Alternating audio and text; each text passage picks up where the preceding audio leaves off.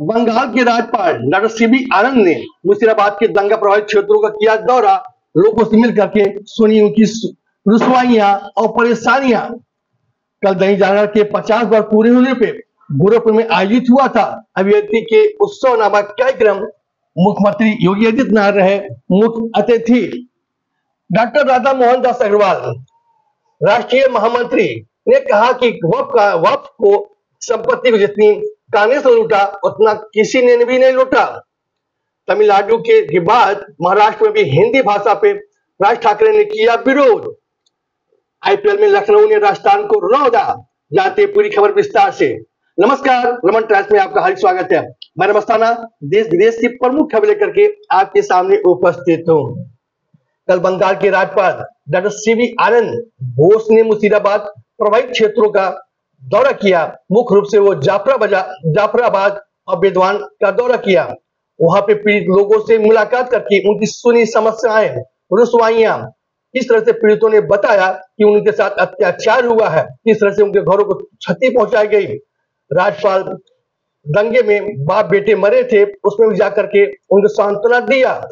बताते चले जब दंगा भड़का था ममता बनर्जी सरकार चुप थी।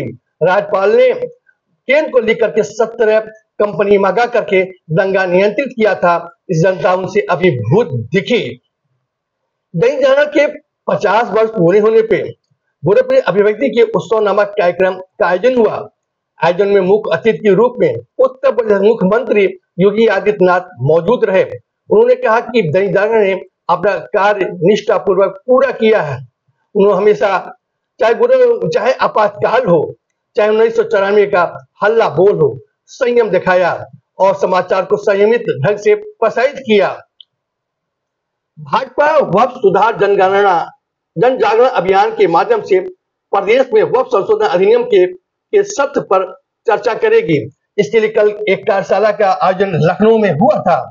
वक्ताओं ने बोलते हुए कहा कि राष्ट्रीय अध्यक्ष मल्लिकार्जुन सहित तमाम कांग्रेसियों ने वक्फ की संपत्तियों को लूटने का काम किया है।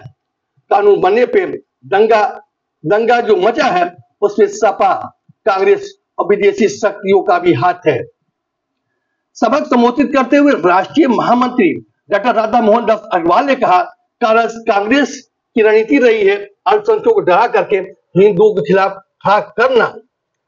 उन्होंने भी कहा कि कांग्रेस के शासन में सत्सर कमेटी की रिपोर्ट आई थी, उसके माध्यम से बताया गया था कि भारतीय मुसलमान आर्थिक और शैक्षिक रूप से पिछड़े हुए हैं, लेकिन कांग्रेस ने उनके निपटारा के लिए, उसके सुधार के लिए कोई काम नहीं किया, बल्कि एक शगुफा छोड़ दिया कि भारत के संसाधनों पर पहला अधिकार अल्पसंख्यक मुस्लिमों का है। कर्नाटक के अल्पसंख्यक आयोग का माने तो 54,000 करोड़ वक्फ की संपत्ति में से 29,000 करोड़ कांग्रेस ने ही बेची।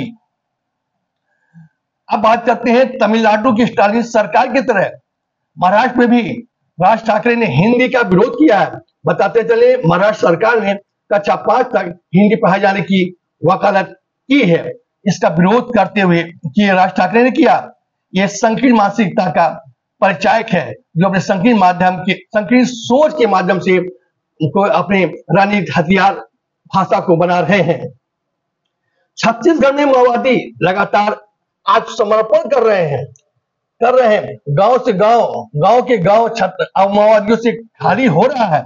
ये हमारे ख्याल से धारा 370 से और सीए जो लागू हुआ है उससे बड़ा कार्य हो रहा है। इसके लिए गृह मंत्री अमित शाह को धन्यवाद देना चाहिए।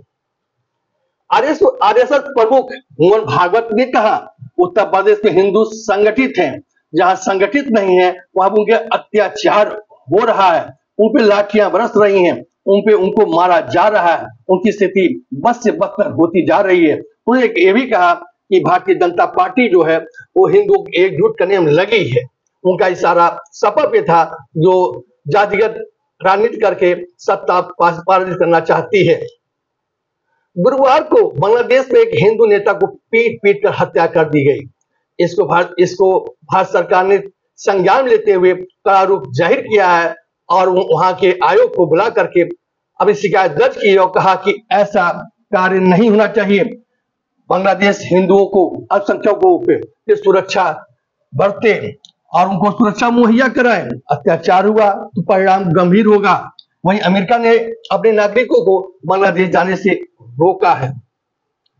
गोरखपुर जो हमेशा मौलिक चीजों से, जरूरी चीजों से जूझ रहा था, पिछले 8 वर्षों में ये गोरखपुर मौलिक चीजों से और जरूरी व्यवस्थाओं से संपन्न दिख रहा है, समृद्ध दिखाई दे रहा है। गोरखपुर की छवि दिल्ली और महाराष्ट्र की छवि की तरफ बन रही है। यहाँ भी उपनगरीय सोच बढ़ रही है और यहाँ की वैल्यू बढ़ती जाती जा रही है, ऐसा कहना है एक व्यवसायी और भाजपा पृष्ठभूमि के नेता अभिषेक सिंह का। आईपीएल में लखनऊ ने राजस्थान को रौंद दिया। हालांकि लखनऊ ने 180 रन बनाए थे, 181 का टारगेट था।